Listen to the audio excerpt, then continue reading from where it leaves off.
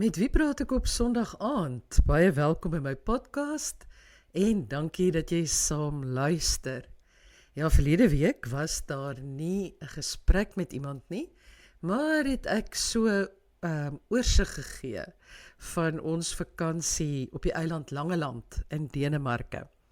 En as jy nuuskierig is om te weet wat alles in Denemarke gebeur, word 'n lid van my Patreon Club, want dit is alleenlik beskikbaar vir betalende lede. Maar vandag gesels ek weer met iemand baie interessant. Dit is Marita McGrath. En as jy op Facebook is en as ons dalk gedeelde vriende is met Marita, dan weet jy dat sy met groot reëlmaat allerhande limerieke en snaakse gediggies pos. Sy doen dit altyd aanlyn in 'n filmpie en is tog te lekker om te kyk en 'n bietjie te glimlag oor die ou lewe wat baie keer regtig baie swaar druk. So geniet die gesprek met Marita en onthou daar is ook 'n tweede deel van die gesprek en dit sal volgende week op my Patreon blad beskikbaar wees.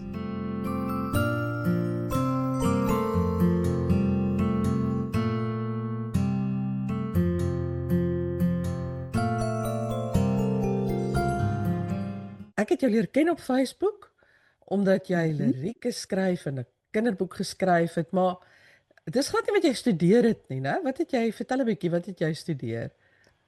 Ek het molekulêre biologie studeer, so ja, daar 'n meesters en 'n doktorsgraad gedoen. Hoe gebeur dit dan, dat iemand wat so slim is en so fantastiese studie doen, nie dat ek lirieke minderwaardig ag nie, ek dink dit is baie beter, maar dit is net twee totaal verskillende wêrelde, voel ek dan, of is dit nie? Uh Dis nou 'n interessante vraag. Dit is en dit is nie. Ek dink ja, wat gebeur het eintlik is maar dat dit is wat ek gaan swat het en toe tydens my doktorsgraad toe ek nou getroud en toe het ek my kinders gehad. Alles gedurende my doktorsgraad.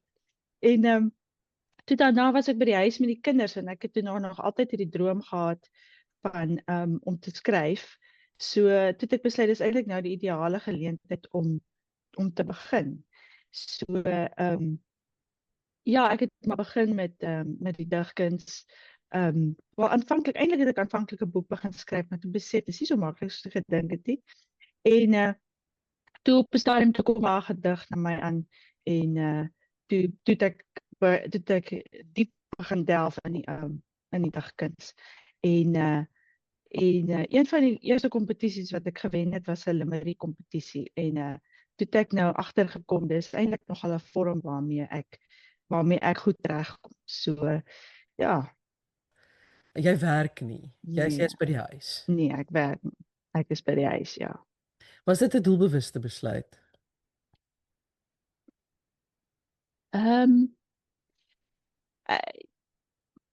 Ja, ek weet nie. Ek en my man het gepraat dat een van ons altyd redelik beskikbaar sal wees vir die kinders, maar dit het my nou so uitgewerk dat dit ek is. Ja. En mis jy jou die akademiese deel van jou lewe? Shoot, dis eintlik al lank, dis al omtrent 8 jaar terug, 9 jaar terug. Nee, ek mis dit nie. Ek wil definitief eintlik 'n nuwe rigting inslaan. Ek weet dit nog nie op hierdie stadium mooi hoe nie, maar ja, ek dink nie ek sal teruggaan na die akademie toe nie.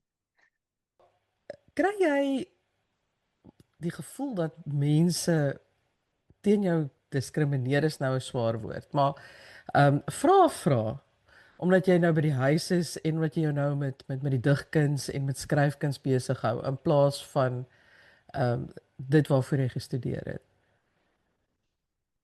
Nee, ek sou nie sê nie eintlik nie. Nee. Ek het al baie keer agtergekom as hulle dat mense verbaas is as hulle dink ag ek sit 'n huisvrou en dan sal hulle verbaas as hulle hoor ek het verder studeer, dan dink hulle en dan sal hulle nou nogal verbaas daaroor. So ja, dit is nou eintlik iets wat ek miskien nie te veel met mense deel nie. So ek het nie eintlik, ja, daar's nie eintlik soveel teenkante nie. Mm. En jouself, wat is vir die lekkerste daarvan om nou hierdie verandering te gemaak het die afgelope 8 jaar? Ek het 'n nuwe sy van myself ontdek. En dit was aanvanklik baie opwindend om erkenning te kry vir wat ek geskryf het en uh ja, dit het ja, ek kry as ek 'n gedig voltooi het en afgerond het, dan kry ek daar 'n lekker gevoel van voltooiing, of hoe kan mens dit sê? Ja, asof ek nie regte ding gesit en doen het. So dit is nogal wat ek die meeste geniet. En ja, natuurlik, ek kan my net indink hoe gejaagd dit moet wees as 'n mens moet werk en jy moet die kinders juggle. So dis rustig. Ek het tyd saam met die kinders en ja. Ek dink dit is 'n enorme groot geskenk wat 'n mens vir jouself kan gee om jou kinders se ontwikkeling so intens mee te maak. Ja. Jy weet, dit voel nou lank waarskynlik, maar dit gaan so sjoeps en dan is dit weg. Dan is dit klaar. Ja, En ek kan my voorstel as ek in daai tyd voltyds gewerk het en jy weet al die goed moes juggle, dat ek ja, veel later in my lewe jammer sou wees. Ek maak ja, nou vreeslike sweeping statements. Ek hoop nou nie al die hardcore feministe is nou kwaad vir my oor hierdie nie. Maar kyk, die omgekeerde is natuurlik ook waar. Jy het dan natuurlik ook jou loopbaan opgeoffer. En as jy dan ja, hier aan die einde van jou 40s of begin 50er jare staan en dan's daar 'n paar van jou vriendinne wat top loopbane het en regtig, jy weet, saam met die groot kanonne beweeg. En dan ja, is daar jy wat nou nie jou loopbaan gevolg het nie, maar jy het wel die plesier gehad van jou kinders en daai lekkerte wat hulle nie gehad het nie, want hulle moes regtig baie hard gewerk het om te kom waar hulle is. So dit bly maar 'n tweesnydende swaard, né? ja, ja. Ja, ek dink die ergste is eintlik maar my eie stem wat my eie binnenstem wat vir my vertel, jy weet, dat ek nou nie eintlik suksesvol is nie en so aan. So dis eintlik erger as ander mense se oordeel. Ek dink baie mense dink, "O, ek is 'n skrywer en ek verdien 'n inkomste daarmee," en nee, dit is nie so nie. Ja. Want dink jy dit is het ons moeders dit vir ons gegee met die met die wat noem mense dit, nie paplepel nie, wel die paplepel was daar ook, maar soort van dat dit in jou ingestamp is dat 'n vrou moet ook suksesvol wees en hoe sukses gedefinieer moet word. Jy praat nou van jou Ja, binnestem. ja, ek dink dit is miskien meer die invloed van daarvan om 'n baie suksesvolle suster te hê wat 'n spesialis is in ja, so en dis maar die stemme rondom jou en die mense uh seker maar die media en daardie dinge, ja. Maar my eie ma, ek meen hulle bly op die plaas, so sy was altyd by die huis gewees. So Maar kom ons praat nou oor die digkuns, want hoekom het jy in die eerste plek, jy sê jy het 'n storie begin skryf en toe nou nie gewerk nie, toe kom daar nou 'n gedig by jou. Wat is dit van die digkuns wat jou trek? ja, ek dink met die digkuns dit is eintlik om die vorige vraag te antwoord, hoe dit ooreenstem met molekulêre biologie. Dit is om dinge te kan sien wat jy nie wat jy nie met die blote oog kan sien nie, nê? Om die onsienlike te kan sien. Ja. Ek dink ja, omdat daar daai mens kan met die digkuns dinge sê wat jy nie gewoonweg kan sê nie. Dit het my getrek. Dit is eintlik 'n bietjie meer akademies as ander skryfwerk. Ek dink wat my aantrek is die tegniek daarvan, en ek het begin om baie digkuns te lees en te kyk nou maar hoe werk dit, wat se tegnieke volg die mense op, hoe kry hulle inspirasie en so aan. So dit was nogal vir my 'n akademiese oefening op 'n manier. So ek dink dis wat my aantrek. En dat dit harde werk is, dat mens moet oor en oor skryf en ja, ek hou van harde werk blykbaar. Ek hou van sulke free flow vers, jy weet ek so sit en ek skryf sulke goede. Maar eintlik is digkuns of die digkuns self vra ook vir baie struktuur. En ek neem aan omdat jy ook limerieke skryf, is jy nogal 'n stiekler vir struktuur. Is dit so? Ja, ek het van die begin af probeer om alle soorte gedigte te skryf. Met limerieke is dis vir my maklik omdat ek kan terugval op 'n resep en ek het 'n struktuur. So in 'n tyd wat ek, jy weet, gesukkel het of sukkel om ander soort digkuns te skryf, is die limeriek iets om op terug te val. Um Juis omdat dit daai resep of daai struktuur het. So ja. Ek wil nou vir jou sê ek vind dit ongelooflik dapper van jou, want ek weet nou nie of al my luisteraars dit weet nie, maar jy sit jouself op kamera en jy draai jou limerieke voor en jy pos hulle op TikTok en op Facebook en oral. En daar buite is daar verskriklike mense wat verskriklike goed kan sê en baie sleg kan reageer. Hoe was dit vir jou moeilik om 'n besluit te neem? Kry jy net positiewe terugvoer? Dis nou twee vrae. Of is daar ook maar ouens wat jou lelike dinge toesnou? Ja, ek meen dit hang af hoeveel mense dit sien, want op Facebook het mense maar te doen met die algoritme en jy baie keer dan gaan die video dan stop by ek weet nie 500 mense het dit gesien.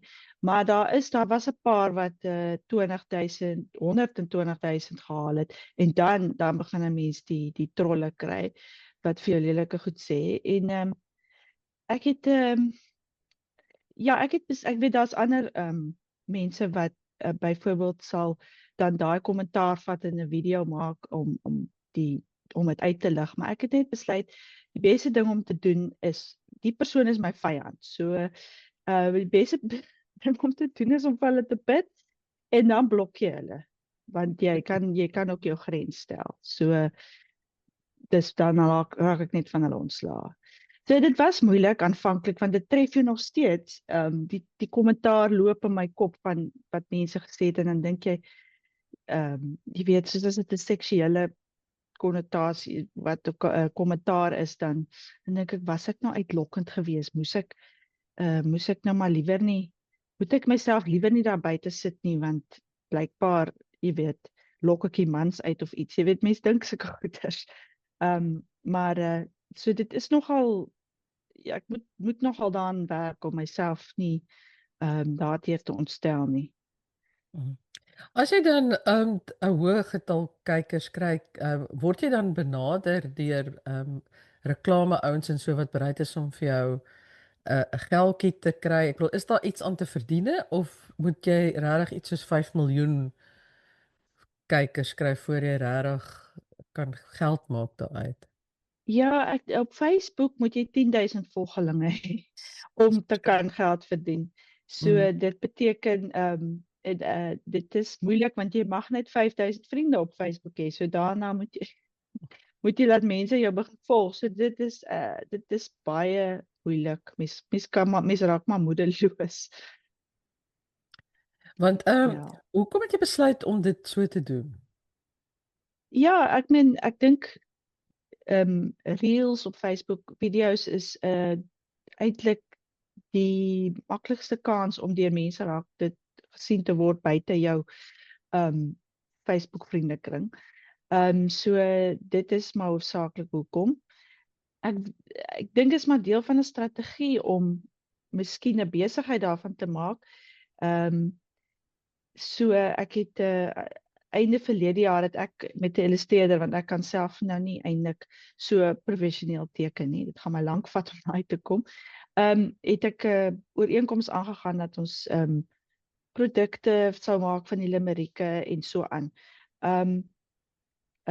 Dit is hoekom ek begin het. Dis eintlik maar deel van 'n bemarkingsstrategie. Ek kyk ook maar net waartoe dit gaan. Dis wel lekker, jette. Ek bedoel ek kan nie dink ek het nog nooit meer as 90 luisteraars gehad per keer op een van my podcasts nie. So ek bedoel daai tipe van blootstelling wat jy kry, ehm dit is hoopgewend, né? En ek dink dis fantasties omdat jy dit in Afrikaans doen. Jy doen die meeste in Afrikaans, jy doen ook Engels, né? Ek doen ook Engels, ja. En as jou Engelse getalle dan hoor, ek kan dink dat dit sou moes wees. Nee, nie eintlik nie. Ja, okay. Want die meeste van my Facebook, kyk, dis altyd die Facebook mense wat dit eers sien, vriende wat dit eers sien en hulle is maar meestal hulle is oorwegend Afrikaans. Hmm. So dan loop die ding, dan word die ding meer gesien as die Engelse limerieke, ja. Marita, jy het 'n fyn sin vir humor. Ek dink nie 'n mens kan 'n limerick skryf as jy nie 'n sin vir humor het nie. Waar kom die humor vandaan?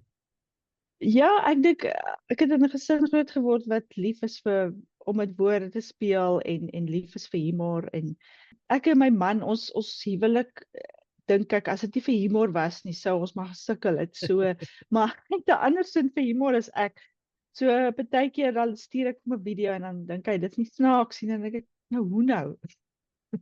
Nou ja.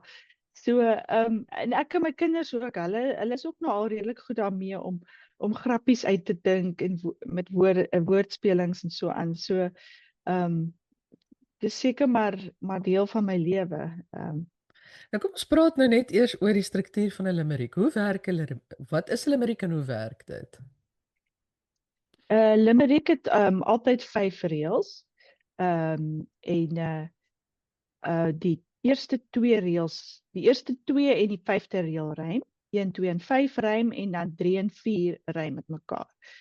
So die ander belangrike ding van 'n limerick is dat hy 'n baie spesifieke ritme het. En ek dink dit kelder nogal baie mense uit tatam tatatam tatatam ritme. Mens noem dit anapesties as jy nou die fancy woord wil gebruik.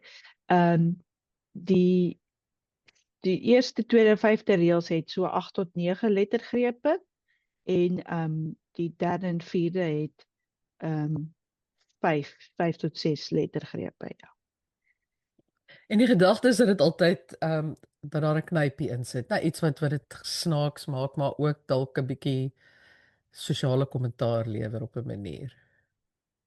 Ja, ek dink die wat met mense resoneer dit is die waarvan mense die meeste hou. Ja, en daai laaste dis nou eintlik maar ek het baie wat ek weet van limerieke by Philip de Vos geleer. Daai laaste reël moet 'n bietjie van 'n verrassing wees of daar moet 'n draai wees. Ja. Maar jy praat nou van Philip de Vos. Ja, hy's baie bekend vir sy lirieke. En ek dink die ander persoon wat ek aan kan dink is Ellen Botha. Ja. En dit is eintlik die enigstes. Ja, ek ben hulle twee is die gepubliseerde limerick skrywers. Daar is ander daar's Koot Pieterse op wat ek nou op Facebook raak geloop het. Hy skryf ook nogal baie goed. So ek probeer nou 'n bundel saamstel. Dis reg. Vertel 'n bietjie. Ja. Ja, so die sluitingsdatum was nou eintlik maandag gewees, maar ek dink ek gaan dit maar nog verder aanstel want ek sou graag meer inskrywings wil hê. Maar ja, so daar het ook 'n paar limerieke ingekom waarmee mens iets kan doen. So daar is ander limerick skrywers daar buite, mense wat dit probeer het en so aan, ja. So die bundel, doen jy dit op eie stoom of doen jy dit in samewerking met iemand? In samewerking met Naledi. Naledi het gesê hulle sal dit publiseer en Ellen Botha het gesê sy sal met die kering help. So daar gaan definitief 'n bundel kom. Ek hoop so, ja, dit hang af of ek genoeg hoë kwaliteit, want ek wil hê dit moet regtig kwaliteit wees. Dit sal daarvan afhang, ja, of ek genoeg kan bymekaar kry. Ja. Skryf jy elke dag een? Het jy 'n soort van 'n wat noem mense dit, 'n dissipline, dissiplineer jy jouself om dit reëlmatig te doen of kom hulle ook maar net by jou opdaag, soos die ander gedigte? Nee, ek het maar ek druk maar myself om gereeld 'n paar te skryf. Soos my energie toelaat. So ja, as ek moes wag vir inspirasie dan sou dit nie dan sal dit nie gebeur nie, ja. Dit gebeur soms, maar nie gereeld. Dan skryf jy ook nog ander gedigte, né? So af en toe sien ek iets van jou op Vers en Daba. Ja. Ehm hoe gereeld skryf jy dan nog aan die ander gedigte ook of fokus jy nou maar voorlopig net op die limerieke? Ek lirieke nou alweer volgend. Ja, ek op hierdie stadium ek skryf baie minder gedigte. 'n Paar jaar terug het ek 2 week geskryf. Ek het myself nogal gedryf om dit te doen. Daar kom nog soms 'n gedig na my toe. Van die goed wat ek na Vers en Daba toe stuur is ouer goed wat ek al 'n paar jaar terug geskryf het. Ek het wel 'n digbundel vir NB Uitgewers gestuur vir Kwellerie spesifiek en hy is nou in die tweede ronde van keuring. Ek wag nou enige dag om die verslag te kry.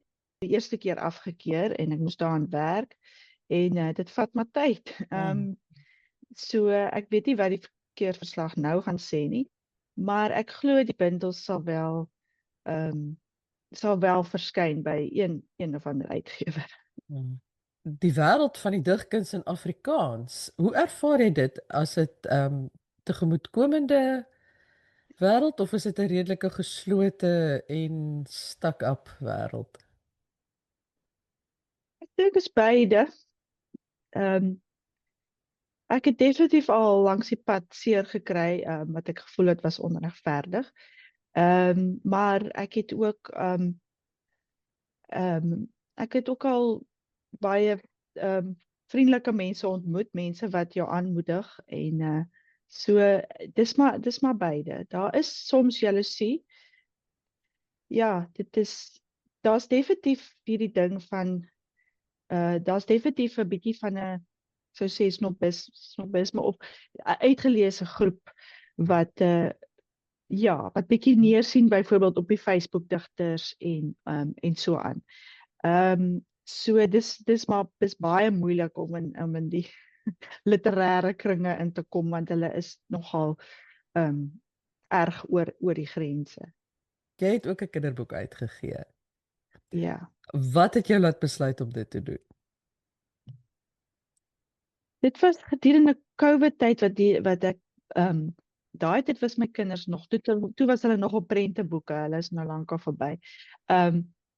En ek onthou dat ek nou nogal vir hulle baie boeke gelees het en gedink het, "Sjoe, dis nou eintlik nogal iets wat ek kan skryf want 'n kinderboek is eintlik soos 'n gedig." Jy moet min woorde gebruik en om baie te sê en die mooiste kinderboeke is eintlik amper so misterieus en so mooi soos 'n gedig. Jy weet dit het daai dieper waarheid, maar kyk 'n goeie kinderstorie sal nie vir jou 'n les aan die einde sê. So die les wat ons leer is dit en dit nie. Nee. Die les is ingebou in die teks.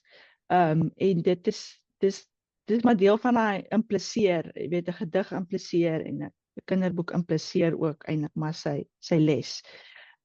So dis wat my aangetrek het eintlik maar daai seker maar die tegniek daarvan. So toe ek toe ek die boek die idee van die boek het gekom van een van my kinders wat gepraat het van 'n elektriese lepel en dat 'n mens so lui is dat jy nie eers die lepel wil optel om jou kos te eet nie. En dis toe nou waar ek die idee gekry het van lui diere wat vreeslik lui is en al hierdie gadgets, katoeters bou om nog luier te wees. So toe het ek dit vir Lapa gestuur, maar hulle het net gesê daar's te veel werk daaraan. En toe het Naledi gesê hulle sal dit uitgee. So dis hoe dit gekom het. En het Naledi vir jou die kunstenaar gegee of het jy voor die tyd al saamgewerk met 'n illustreerder? Ek moes self 'n illustreerder kry, so en ek en die illustreerder het saamgewerk. Ja. En hoe werk dit dan met Naledi? Hulle gee dit uit, maar jy moet self die verspreiding doen of hoe ek is nooit heeltemal seker hoe dit by hulle werk nie. Ja, so 'n mens hulle wil hê jy moet van die onkostes dra, so ek moes die illustrasiekoste dra. Maar hulle het die uitlegkunstenaar betaal en dan natuurlik die drukkoste. Hulle doen bemarking in die sin van hulle stuur die boek na sekere resensente toe. En hulle sorg dat dit in die media jy weet verskyn. So hulle doen baie bemarking, maar nie so baie soos die uitgewers nie, ander uitgewers nie. Hulle verwag van die skrywer om self uit die hand 'n hele klop te verkoop. So dis deel van hulle model is dit hulle voel jy moet ten minste sê maar 100 boeke by hulle koop en dan verkoop jy dit teen 35%, dan kry jy 35% van die verkoopprys. Okay. En hoe is die boek ontvang? Ja, ek het positiewe resensies gekry. Daar was een in die Sari en in die Landbouweekblad was daar een. So ja, dit was positief geweest. En die verkope okay of is dit maar 'n storie? Ja, Naledi het nie so baie gedruk nie. Hulle het 300 gedruk dink ek.